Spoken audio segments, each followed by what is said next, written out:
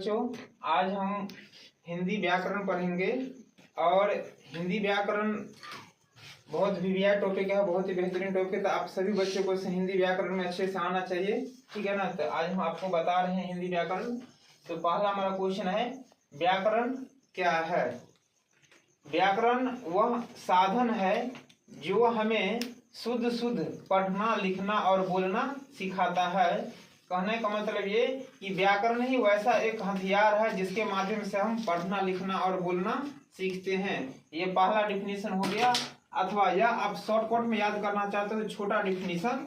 तो व्याकरण का एक और परिभाषा है, व्याकरण भाषा के सही रूप का ज्ञान कराता है। तो ये छोटा सा भी आप याद कर सकते हो, छोटा सा परिभाषा, कि व्याकरण भाषा के सही रूप का ज्ञान कराता है। अब जितने भी भाषा होते हैं, सारे भाषा के जो हम अलग अलग क्या होते हैं, व्याकरण होते हैं।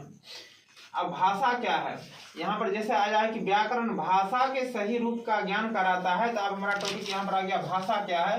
तो भाषा का डिफिनीशन है, परिभाषा है, बोलकर या लिखकर अपने विचार को व्यक्त करने का साधन ही भाषा कहलाता है।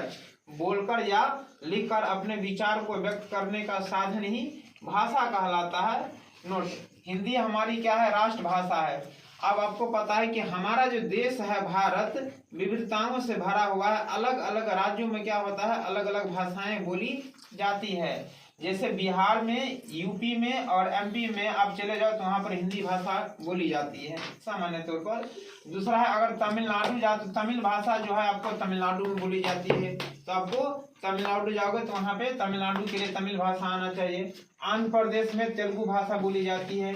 केरल अगर जाओगे तो केरल में मलयालम भाषा बोली जाती है। पश्चिम बंगाल चले जाओ जिसकी राजधानी कोलकाता है तो वहाँ पर बांग्ला भाषा बोली जाती है। कर्नाटका चले जाओ तो कर्नाटका में कन्नड़ भाषा बोली जाती है।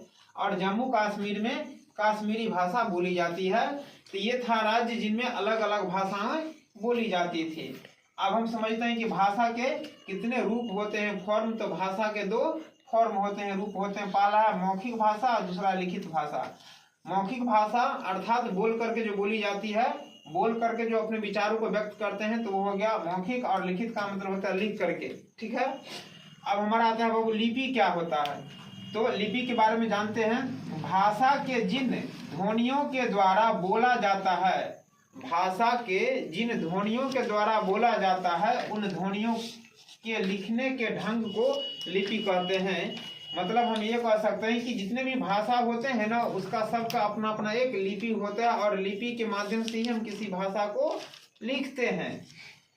और हिंदी जैसे, हिंदी भाषा का लिपि क्या है, देवनागरी है। अंग्रेजी भाषा का लिपि क्या है, मतलब रोमन में लिखा जाता है। और पंजाबी भाषा का जो लिपि है वो देवनागरी, गुरुमुखी है। पंजाबी भाषा का लिपि गुरुमुखी है। अब हमारा क्वेश्चन आता है, वर्ण क्या है। ये शुरुआत हो जाता है, हम लोग जब शुरू करते हैं ना पढ़ना तो वर्ण से ही शुरू करते हैं। तो वर्ण क्या है, भाषा के सबसे छोटी ध्वनि को वर्ण कहते हैं। बहुत ही छोटा है, सिंपल है। तो भाषा के सबसे छोटी जो ध्वनि होता है उसी को क्या कहते हैं, वर्ण कहते हैं। और वर्णों के समूह को वर्णमाला कहते हैं। वर्ण कितने प्रकार के होते हैं, तो वर्ण दो प्रकार के होते हैं, स्वर वर्ण और व्यंजन वर्ण। तो अब हमें वर्ण कितने प्रकार के बताया था आप लोगों को, दो प्रकार का था। पहला था स्वर और दूसरा में व्यंजन। तो अब स्वर समझते हैं कि स्वर क्या होता है। तो स्वर की बात करते हैं तो जो वर्ण बिना किसी सहायता के बोला जाता है उन्हें स्वर कहते हैं। बिना किसी सहायता के जो स्वर वर्ण होते हैं ना, स्वर वर्ण डायरेक्ट अंदर से अब भाषा निकलती है। डायरेक्ट आपको जो पीठ होता है अंदर से जो भाषा निकलती है, जिसको बोलने में हमारा कंठ, ताल इस सब की आवश्यकता नहीं पड़ती है, उसे हम स्वर कहते हैं। हिंदी वर्णमाला में कुल 11 स्वर होते हैं। और 11 स्वर कौन कौन होते हैं ये भी मैंने आपको यहाँ पर लिख दिया है। अ, आ, ई, उ, ए, ऐ, ओ, औ, री। ये टोटल क्या है, वर्ण है। जैसे इंग्लिश में कितने वोवेल्स होते हैं, 5 होते हैं, उसी प्रकार से हिंदी में 11 स्वर होते हैं या वोवेल्स होते हैं। कौन कौन है वो भी आप पहचान सकते हो। दूसरा में है व्यंजन। जो वर्ण स्वर की सहायता से बोली जाती है उन्हें व्यंजन कहते हैं। तो अब हमें व्यंजन को बोलने के लिए स्वर की सहायता लेनी पड़ती है। जैसे क, तो क में क्या आ गया, अ आ गया। म, तो म में क्या आ गया, अ आ गया। तो व्यंजन को बोलने के लिए हमें स्वर की सहायता लेनी पड़ती है, उसी को व्यंजन कहते हैं। हिंदी वर्णमाला में कुल 33 व्यंजन होते हैं। अब ये 33 व्यंजन कौन कौन से होते हैं, हमें इसके बारे में पता होना चाहिए। तो हम चलो शुरू करते हैं कि पहचानते हैं। तो 33 को व्यंजन हम पुराते हैं। तो पहला में क वर्ग। क वर्ग मतलब ये होता है कि क ख का पूरा। तो क ख में कितने होते हैं, 5 होते हैं। च वर्ग, इसमें भी 5 होते हैं। च छ का पूरा। ट वर्ग 5 को होते हैं। त थ और त वर्ग का 5 को और प वर्ग का 5 को। मतलब कि क वर्ग में 5 गो, इसमें 5 गो, तो 10 गो, इसमें 5 गो 15 गो, इसमें 5 गो 20 गो, और प वर्ग में 5 गो, तो टोटल 25 गो हो गया व्यंजन। क वर्ग से प वर्ग तक। और यरल से ह तक में आ जाता है 8 गो, यानी 25 गो उसमें, 8 गो इसमें, तो 25 8 33 गो हमारा हो गया व्यंजन। आगे हम नोट में बात करते हैं अक्ष। अब देखो ह के बाद क्या आता है, अक्ष आता है। तो अक्ष, तरह, ज्ञ और ये सरह है।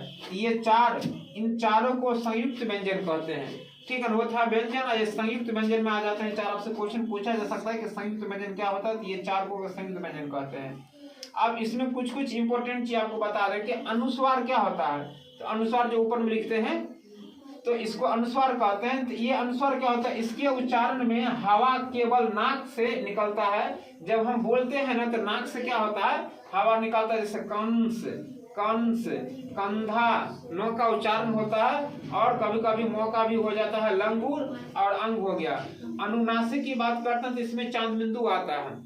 तो चांद बिंदु का जब हम उच्चारण करते हैं तो इसके उच्चारण में हवा नाक और मुंह से निकलता है। मतलब नाक से भी हवा का उच्चारण थोड़ा सा होता है और मुंह से भी होता है। जैसे आंख मुंह से भी निकलता है, नाक से भी निकलता है। चांद, महंगा, ये 3 ध्वनि की मात्राएं होते हैं। एगो मौका करता है, एगो नौका करता है, एगो चांद बिंदु का करता है। विसर्ग की बात करते हैं तो विसर्ग में क्या होता है, इसका उच्चारण ह के समान होता है। मतलब इसको ह रीड एज किया जाता है, पढ़ा जाता है। जैसे प्रातः, ह अतः, स्वतः। र के विभिन्न रूप, तो आपको पता है र के जो है सो विभिन्न रूप होते हैं। रुक दो तो। अब यहाँ पे जो है सो र के विभिन्न रूप, तो र कितने प्रकार के होते हैं, तो ये अब आपको बता देते हैं कि र जैसे पहला र क्या है, यहाँ पर इस प्रकार से खींचाएगा तो ये वाला हो गया र। दूसरा यहाँ पर ये र हो गया तो 2 गो, एक यहाँ पर, एक यहाँ पर 2 गो, और एक र आपको यहाँ पर लड़का में हो गया तो 3 गो हो गया। और एक र आपको जो है यहाँ पे हो गया ट में लगा है र, तो राष्ट्र हो गया। तो